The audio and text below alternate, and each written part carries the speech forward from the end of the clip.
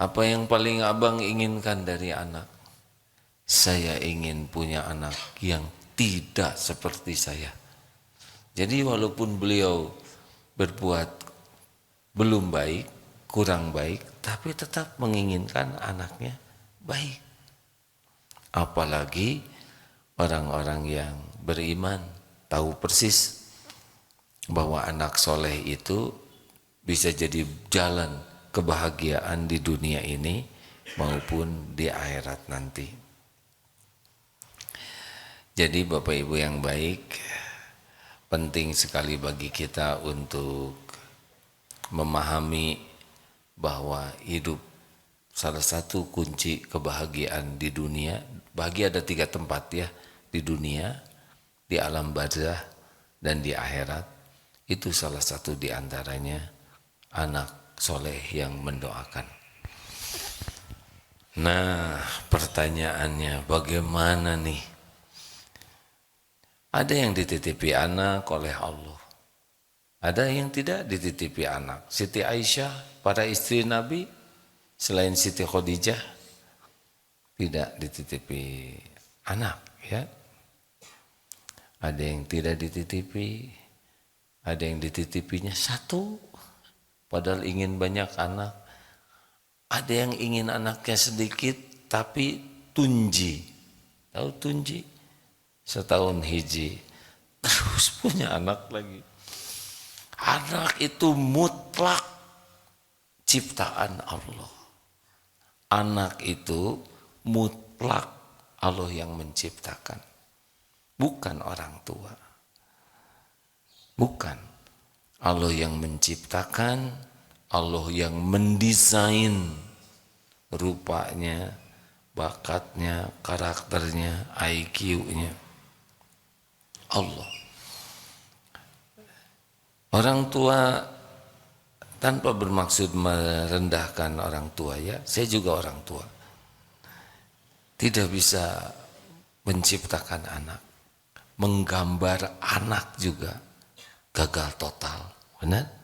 Bagaimana kalau kita mau punya anak harus digambar dulu.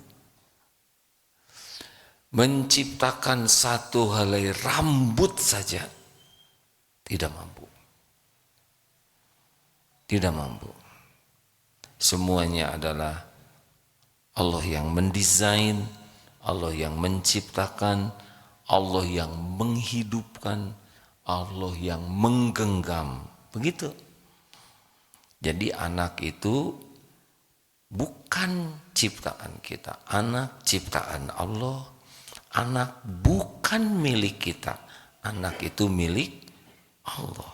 Anak diurus oleh Allah setiap saat, bukan oleh kita. Kita menjadi jalan sebagian pengurusan dari Allah.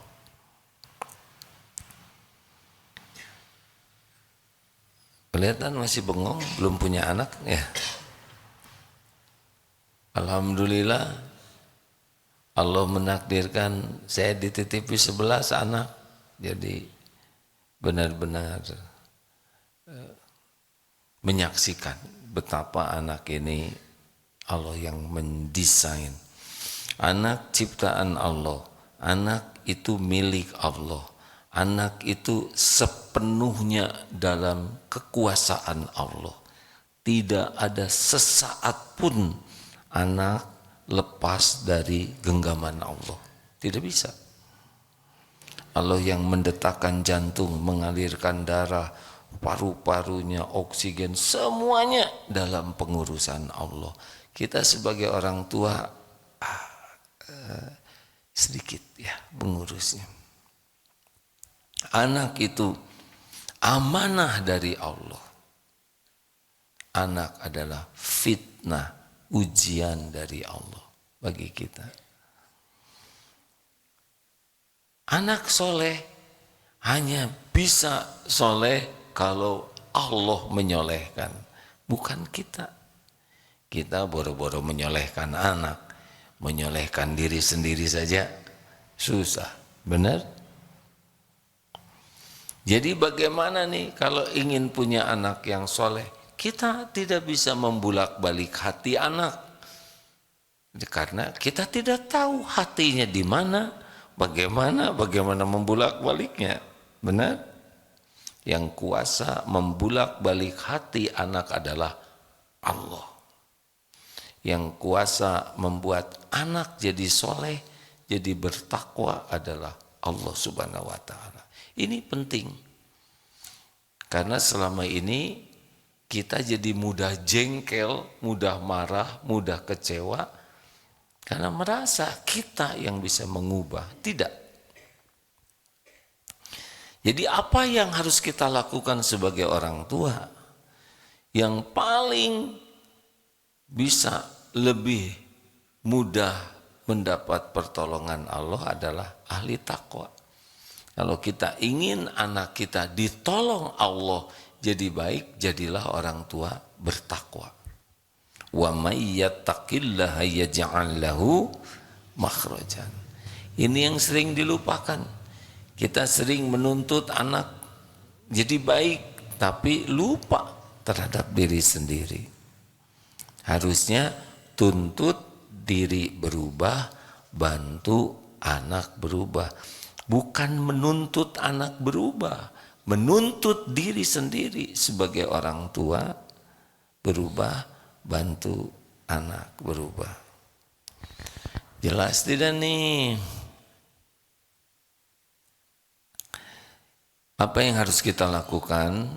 Kita harus punya keyakinan dulu. Seperti tadi, bahwa ini anak ciptaan Allah, anak milik Allah, anak dikuasai oleh Allah. Satu-satunya yang bisa menyolehkan anak adalah Allah.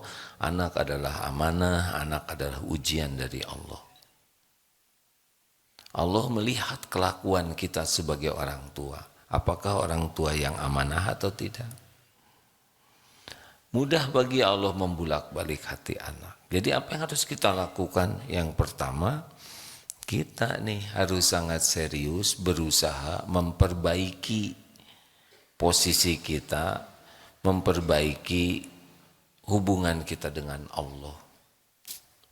Kok ada itu yang orang tuanya kelakuannya tidak baik, tapi anaknya soleh? Sangat boleh jadi ini kakeknya, neneknya mendoakan, tidak kena di anak, kena di cucu.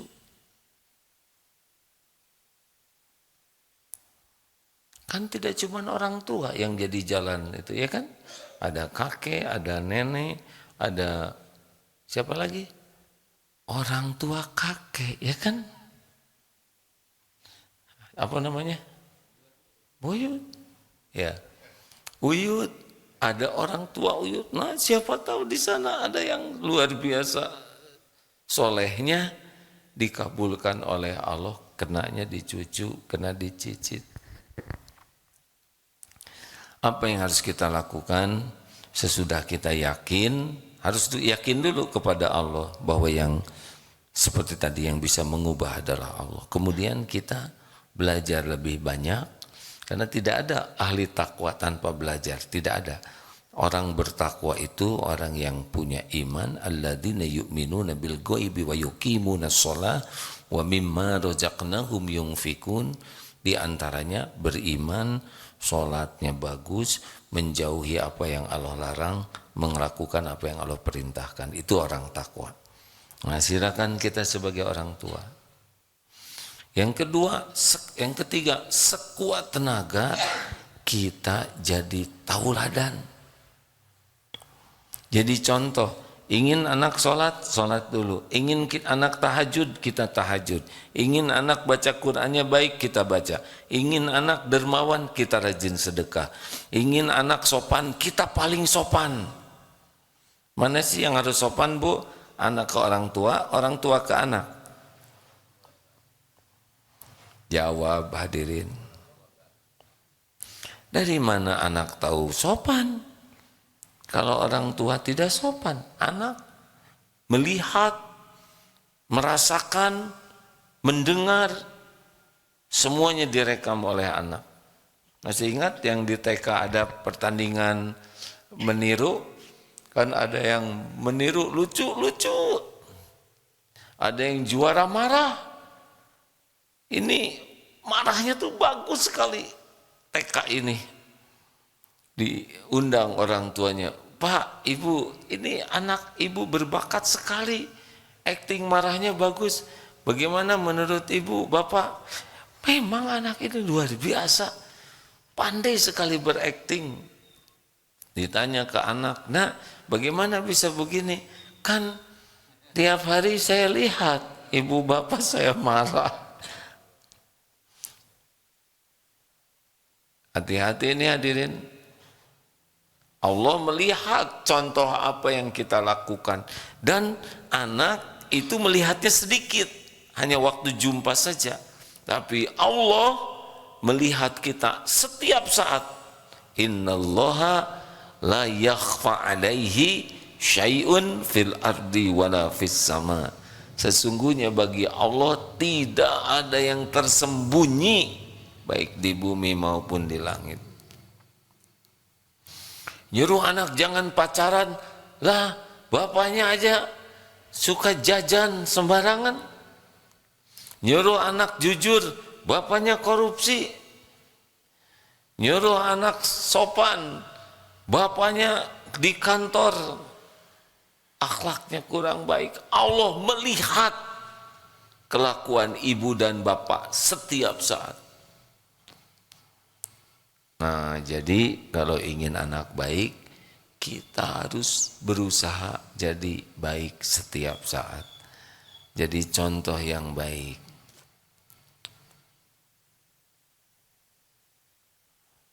Kamera, kenapa saya jadi di pinggir begini, Mim? Ya, sebaiknya kameramen dan operator melihat ya, karena saya jadi nyempil barusan di pinggir. Tapi nggak apa-apa ya, saya tidak mau berdebat. Apalagi yang harus kita lakukan? Nih, saya setengah jam pertama ini tentang bagaimana ikhtiar punya anak soleh. Sesudah keyakinan, kemudian kita berusaha bertakwa, syariatnya kita berusaha menjadi tauladan di rumah. Apa yang ingin pada anak, adakan pada diri kita dengan harapan Allah yang maha melihat menggolongkan kita menjadi orang yang layak dititipi anak ya. Kemudian apalagi yang harus kita lakukan? Tentu saja kita harus diklatna, dididik supaya paham, dilatih supaya bisa, dibina supaya istiqomah. Ulangi apa? Diklatna, dididik supaya apa? Saya tidak mau marah walaupun jengkel. Dididik supaya apa? Supaya tahu, supaya paham. Paham. Belajar itu untuk paham, bukan untuk tahu. Dilatih supaya apa? Bisa. Sudah paham, kita harus mendidiknya. Kemudian dilatih supaya bisa. Karena paham tentang ilmu berkuda, belum tentu bisa berkuda tanpa latihan. Dan dibina supaya istiqomah, karena iman turun naik. Ini harus dengan dua kunci di hati. Ikhlas dan penuh kasih sayang. Ini dia. Binatang buas diperlakukan dengan penuh kasih sayang, itu bisa membalas tuh. Walaupun singa, beruang, serigala, buaya sekalipun, kalau diperlakukan dengan kasih sayang, dengan izin Allah akan menyayangi. Nah, hati-hati nih, dua kunci hati. Ikhlas dan penuh kasih sayang. Allah tahu isi hati. Wa huwa alimum bidatis sudur. Dan dia Allah mengetahui apa yang ada di dalam dada ini, hati kita. Bu, Pak, jangan cuma saya tuh sayang tahu. Kalau sayang anak tahu cirinya apa? Tahu cirinya sayang anak apa? Menginginkan anak jadi ahli sorga. Nah, itu sayang anak. Jadi dalam pikiran orang tua tuh bagaimana caranya supaya anak ini bahagia di dunia, bahagia di alam barzah, terutama bahagia di sorga. Ini baru sayang anak. Bukan anak punya uang, punya pangkat, punya gelar, punya jabatan, punya popularitas. Ujungnya kemana? Kalau ingin anak bahagia, ingat baik-baik, bahagia itu ada pada iman dan amal soleh. Ingat baik-baik itu. Ingin anak bahagia, anak ini kuat imannya dan paham ilmunya sehingga kesibukannya jadi amal soleh, baru itu anak bisa bahagia. Anaknya kuliah di luar negeri, anaknya gajinya besar, anaknya jabatannya tinggi, anaknya populer, tidak ada cerita bahagia itu anak kalau imannya kurang dan tidak beramal soleh. Kita sering membayangkan, wah kalau anak kuliahnya hebat di kampus ternama di luar negeri, anaknya ini kemudian jadi bahagia, jadi sukses. Tidak. Sukses itu kalau masuk surga. Dan syaratnya iman dan amal soleh. Iman dan amal soleh itu pintunya adalah yufaqihu fiddin, paham agama. Makanya Bapak Ibu harus mendidik anak tuh, pendidikan terpenting bagi anak itu mengenal Allah. Bagaimana kita memperkenalkan kepada anak tentang Allah kalau kitanya tidak kenal? Pendidikan pertama dan utama bagi anak adalah la tusyrik billah, inna syirka la zulmun azim. Jadi jangan sampai anak tidak tahu siapa penciptanya, tidak kenal siapa yang mengurusnya setiap saat, tidak tahu dia ini milik siapa, dia siapa yang menjamin, yang melindungi, menjaga. Anak harus kenal kepada Allah. Ini pendidikan terpenting, itu fondasinya. Halo, kelihatannya ini mendalam sekali ini saudara sampai lihat. Memang diresapi ya, tapi tidak perlu sampai tidur ya.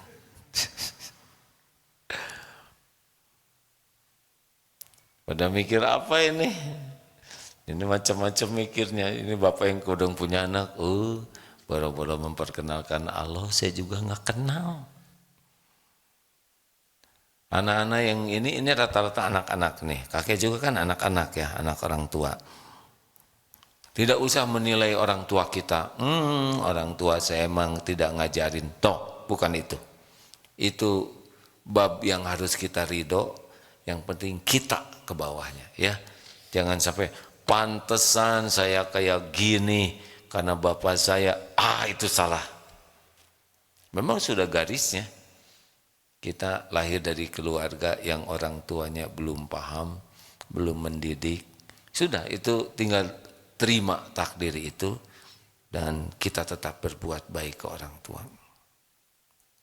Jangan mencari kambing hitam, sebab yang paling hitam kambing siapa?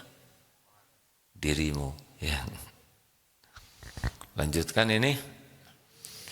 Nah, tidak semua orang tua punya kemampuan mendidik, memperkenalkan Allah kepada anaknya. Tidak semua orang tua, benar? Jadi bagaimana? Carilah lingkungan pendidikan yang membuat anak mengenal siapa Allah, tahu bagaimana menyikapi hidup di dunia ini dengan cara yang benar, supaya jadi amal soleh. Tahu apa yang diperintahkan Allah, bahagia itu ada pada perintah Allah ya. Tahu larangan Allah karena penderitaan itu ada pada larangan Allah. Ini kalau orang tua ingin anaknya bahagia, orang tua sayang anak, ingin anaknya jadi ahli sorga. Itu kunci. Tidak mau anaknya jadi ahli neraka. Dunia cuman mampir. Dan kunci kebahagiaan dunia akhirat adalah iman dan amal soleh. Dan pintunya adalah yufaqihu fiddin, paham agama. Ini fondasi. Maka orang tua harus berusaha keras. Kita yang mendidik, melatih, membina. Kalau kemampuan kita belum, sambil kita belajar dan mengamalkan, fasilitasi anak-anak kita untuk bisa paham agama. Banyak tempatnya, tapi kalau tidak sampai ikhtiar, jangan heran anak itu jadi sumber penderitaan bagi orang tua di dunia ini. Di kubur juga kita bisa sengsara, di akhirat kita bisa nelangsa. Kenapa? Karena kita tidak amanah terhadap anak yang dititipkan Allah. Gitu. Kenapa ini jadi pada melotot kayak gini? Serba salah pisan, tadi merem dibangunin, sekarang melotot ditanyain. Rekan-rekan sekalian, ada yang nanyakan, kenapa sekarang tidak terlalu antusias masuk TV nasional? Ya sesudah sekian tahun dari dulu ya, tahun 98, 99, lambat laun berpikirnya, saya waktu hidup nih mau dipakai apa nih yang paling produktif? Satu, memperbaiki diri. Dan yang kedua, ngajar. Itulah sebabnya semangat sekali sekarang. Ngajar santri itu semangat, Pak. Karena ini semoga diterima Allah, secara hakikat ini adalah ilmu yang manfaat. Jadi teman di kubur nanti. Tapi yang paling penting juga adalah mengantarkan anak-anak ini semoga jadi ahli takwa. Kalau anak-anak ini ahli takwa, ini akan menjadi bahagia bagi orang tuanya, juga terus kepada nenek kakeknya, ya kan? Kemudian kalau jadi ahli takwa, jadi solusi nanti bagi negeri ini. Halo? Kan ada yang nanya, kenapa semangat ngajar santri subuh-subuh, ngajar, walaupun jauh ngajar. Ya intinya secara syariat ini, ya kalau anak-anak ini baik, orang tuanya akan sangat bahagia. Bukan hanya orang tua loh, kakek, nenek, nanti ke bawah. Karena kalau anak udah soleh itu ngedoakannya luar biasa. Berbakti luar biasa, itu membahagiakan orang tua. Bagi lingkungannya akan manfaat. Bagi negeri kita, insya Allah. Makanya kalau ingin memperbaiki negeri ini syariatnya ya, sesudah kita memperbaiki diri, perbaiki keluarga, siapkan generasi yang akan datang.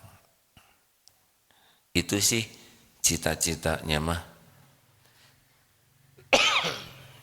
Di Darut Tauhid ini, kalau hanya salah satu saja, Darut Tauhid ini hanya salah satu tempat di antara begitu banyak tempat belajar agama di negeri kita.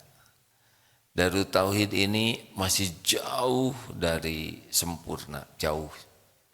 Tapi berusaha keras untuk memperbaiki.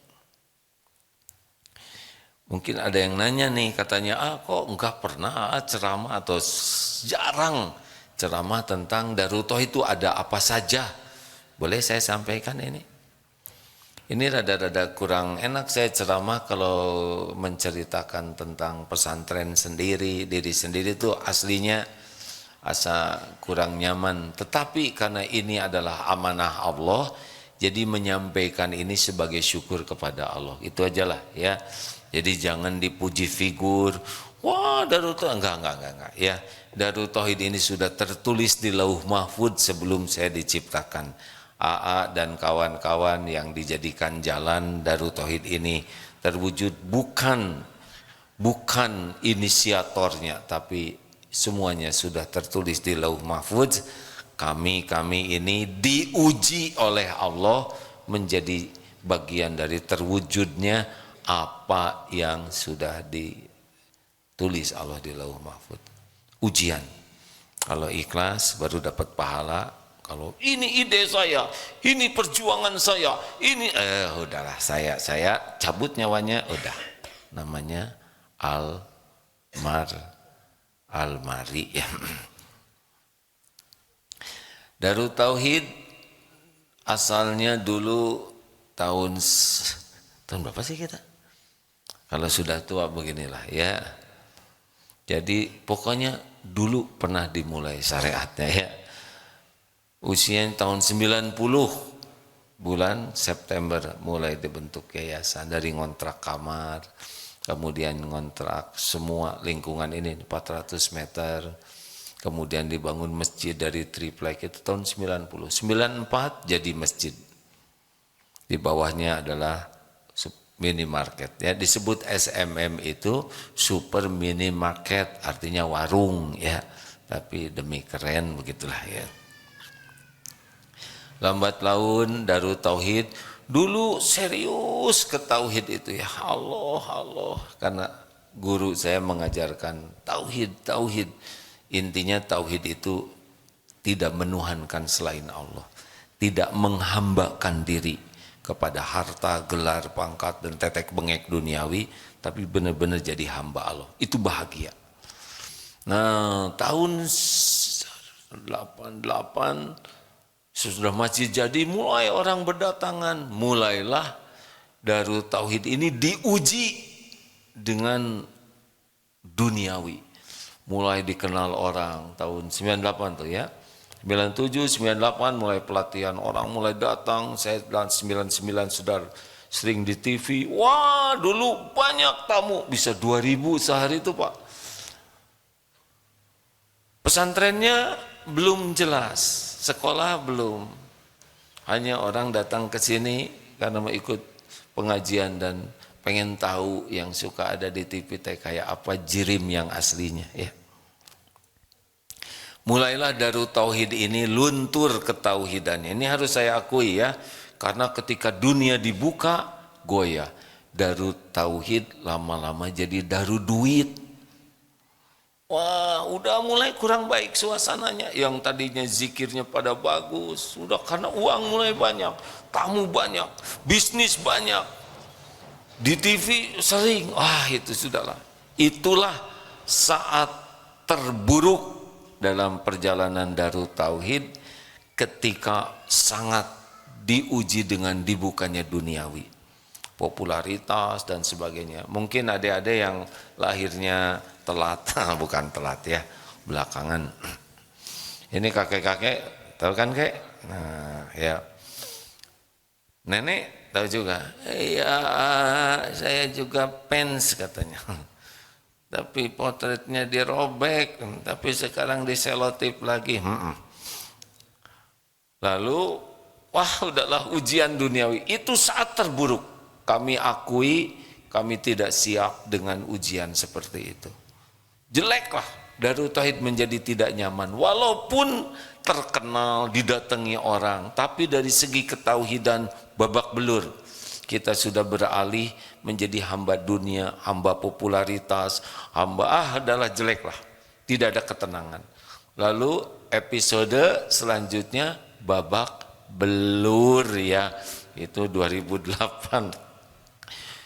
Allah menakdirkan dihina, dicaci, dibully rame-rame, dijauhi. Tinggal sedikit yang datang ke sini. Nah, inilah saat karunia besar dikembalikan kepada tauhid.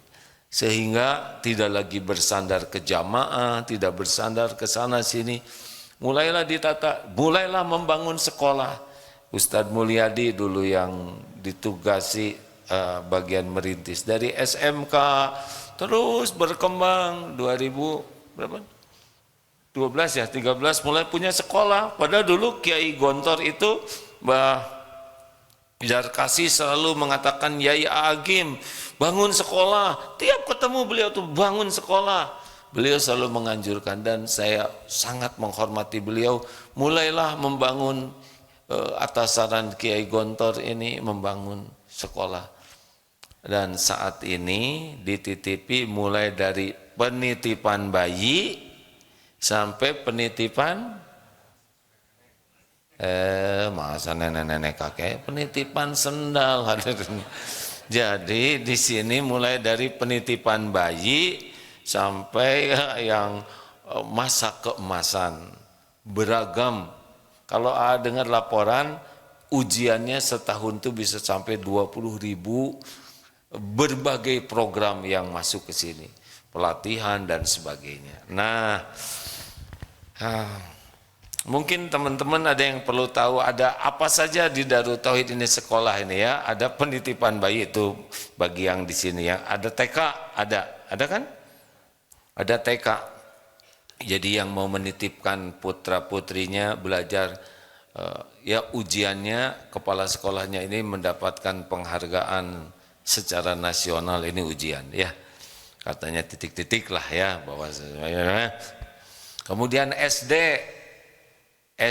kita baru akan lulus yang pertama. Jadi pertama bangun SMK, lalu SMP, SMA, SD tempatnya di Eko Pesantren 1.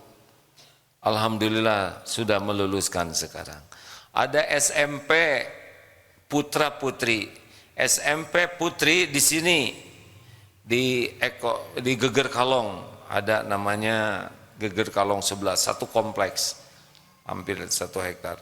SMP putra dipisahkan di Eko Pesantren 1 karena kalau didekatkan ya begitulah ya, remaja sekarang akalnya banyak ya. SMA ada SMA putri dan SMA putra. Ini sudah banyak meluluskan karena dari 2004 udah banyak lah lulusan. Nanti minta tanya ke direkturnya ya. SMA putri di Geger Kalong sini, SMA putra di Eko Pesantren 1. Termasuk ada juga di Batam sekolah SD, SMP, SMA. Dan ada di Serua di Pamulang.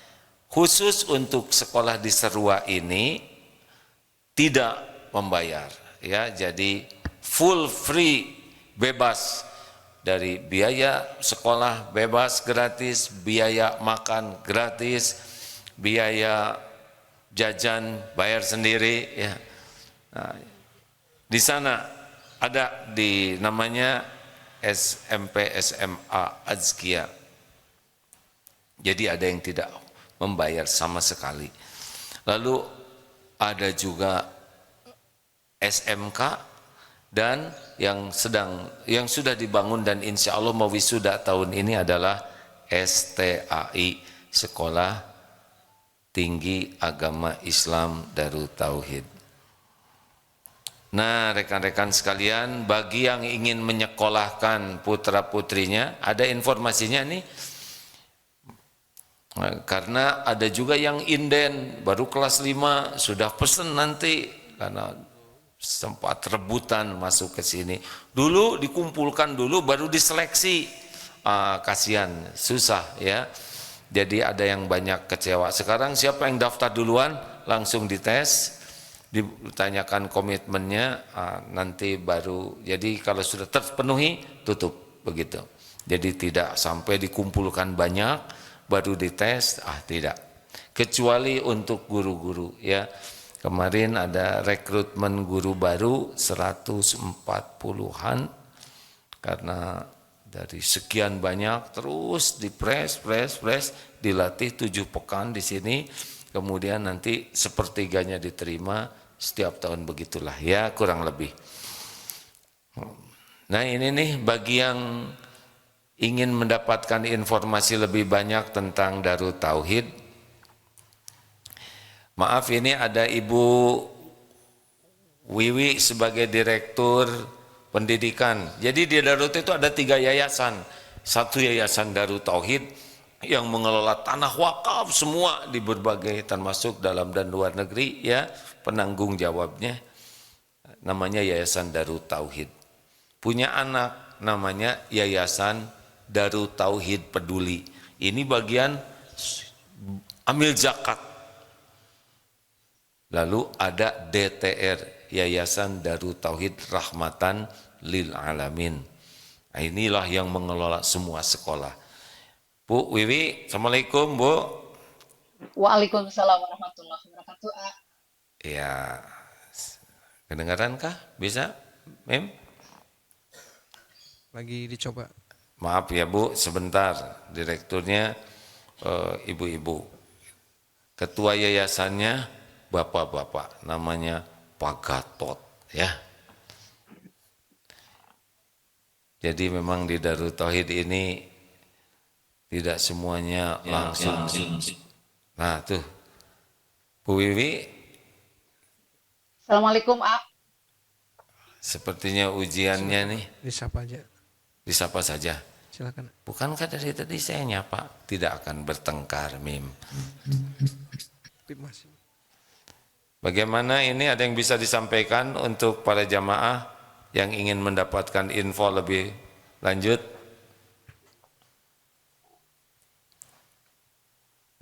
Sepertinya sedang ada kendala, maaf ya.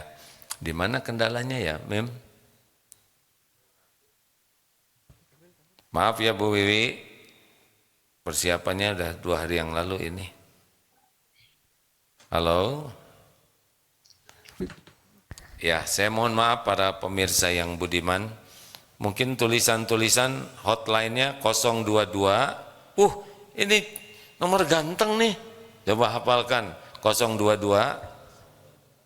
77 99 88 10. Ayo Pak, berapa?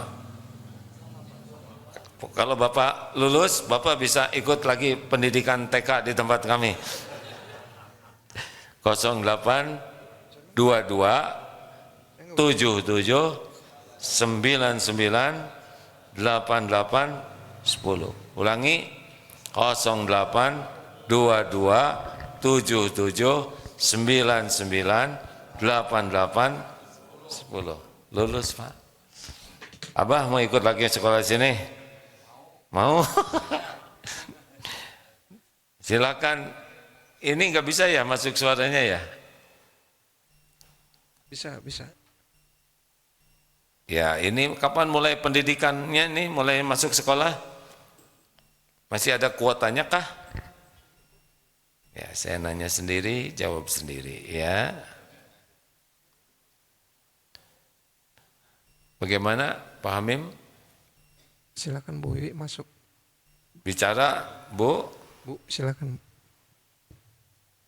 Ya, sepertinya beliau bicara dalam hati ya. Mohon maaf, sebetulnya beliau ini sudah sangat siap, para kepala sekolah sudah hadir.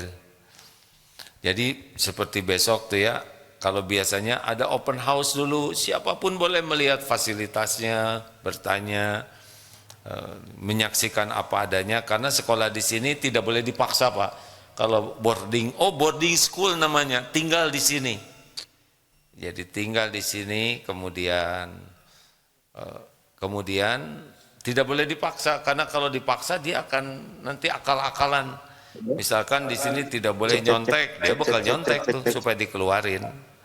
Tidak ada pembulian, nanti dia ngebully supaya dikeluarkan. Makanya benar-benar diupayakan ada tukar pikiran orang tua, murid supaya bisa maksimal. Halo? Ya. Bagaimana Mim? Ya, semua sing rido. Tes ya, betul Bu. Bismillahirrahmanirrahim. Jadi langsung aja nih Bu, waktunya tinggal 10 menit lagi. Kapan mulai pendidikannya? Siap, Bismillahirrahmanirrahim. Assalamualaikum warahmatullahi wabarakatuh. Salam warahmatullahi. Sekolah formal Darut Tauhid mulai berdiri itu 2009.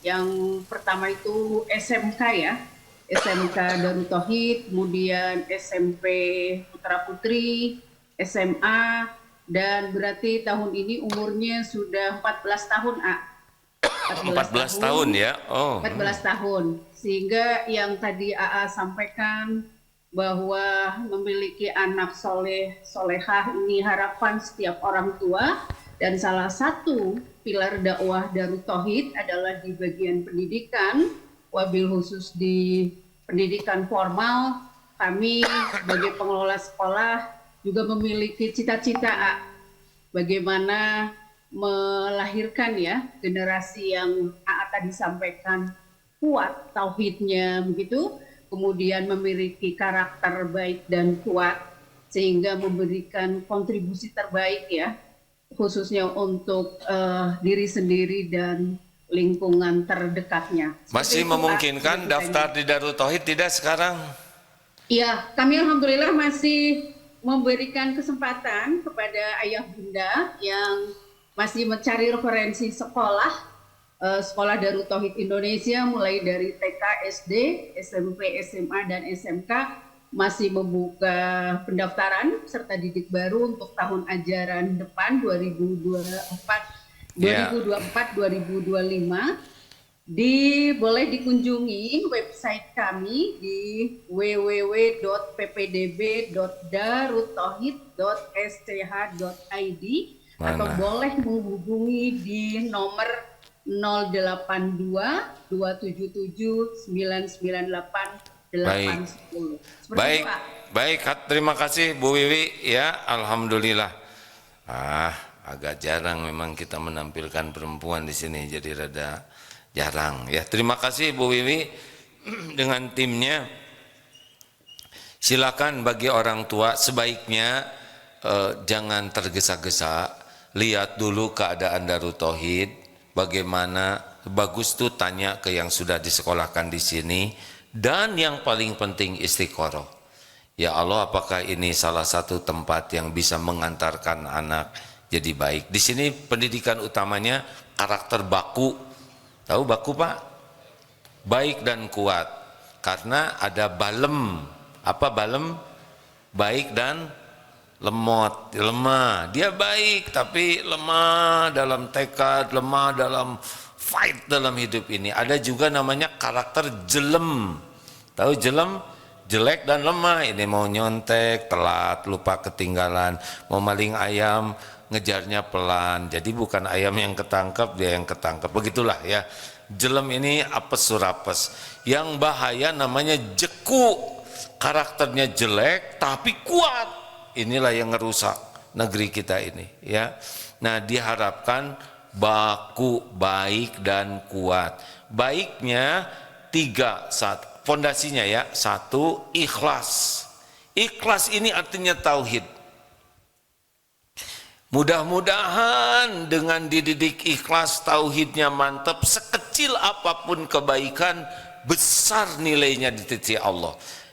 Ikhlaslah yang membuat anak-anak bisa bahagia. Ikhlaslah yang membuat anak bisa tough dalam hidup ini. Ikhlas itu tauhid. Yang kedua, jujur, karakter baku yang diharapkan itu ada.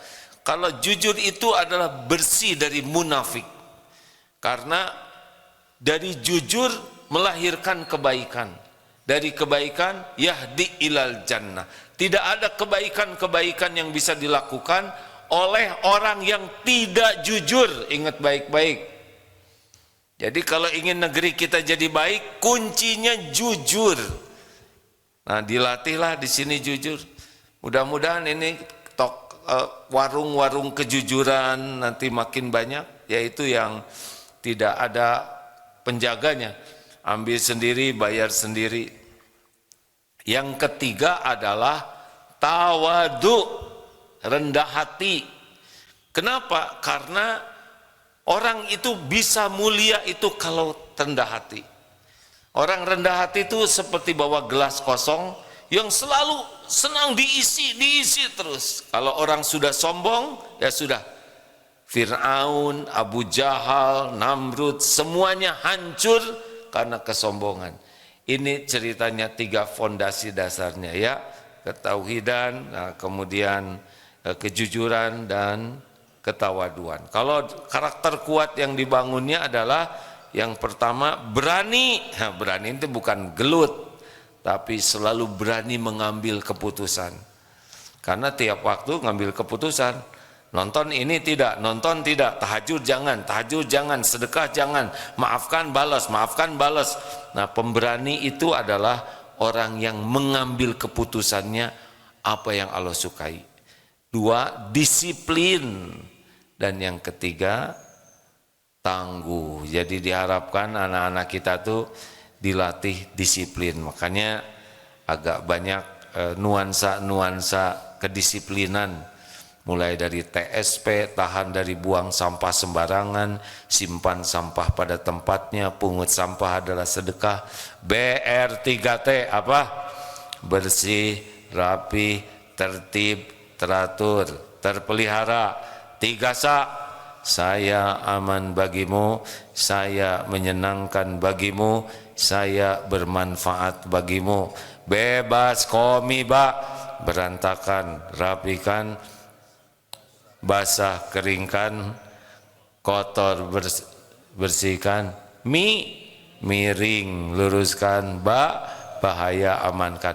Pakai yang sederhana-sederhana. Tapi kalau tidak terjaga bisa tidak naik kelas nih. Ceritanya sih begitu dalam teori ya, dalam prakteknya memang harus lebih gigih. Inilah yang dapat disampaikan, tidak hanya anak-anaknya yang belajar, tapi ibu bapaknya juga harus ikut belajar. Karena nanti pas pulang sudah dididik di sini tentang manajemen berbicara, pas pulang ke rumah ternyata di rumah marah-marah, jadi ketahuan jeleknya orang tua, makin jelek. Nauzubillah kalau orang tuanya tidak ikut belajar. Ini hanya teori hadirin yang sedang berusaha dipraktekkan. Mudah-mudahan dengan mujahadah membersihkan hati, Allah menolong anak-anak bisa berubah. Terima kasih. Tadi nomornya sudah ada ya. Berapa Pak? 08 22 77 99 88 10. WA aja dulu, kebayang babak belurnya hotline ini ya. Mudah-mudahan ini salah satu ikhtiar kita sama-sama mengantarkan anak-anak bisa sukses dunia, sukses akhirat. Di dunia jadi ahli takwa, dikubur lapang, dan di akhirat jadi ahli surga. Bonusnya di dunia menyejukkan hati kita, doanya dikubur menemani kita, dan kita bisa jadi ahli surga. Berkah syariatnya anak-anak yang soleh solehah. Terima kasih. Subhanakallahumma bihamdik, asyhadu alla ilaha illa anta, astaghfiruka wa atubu ilaik. Assalamualaikum warahmatullahi wabarakatuh.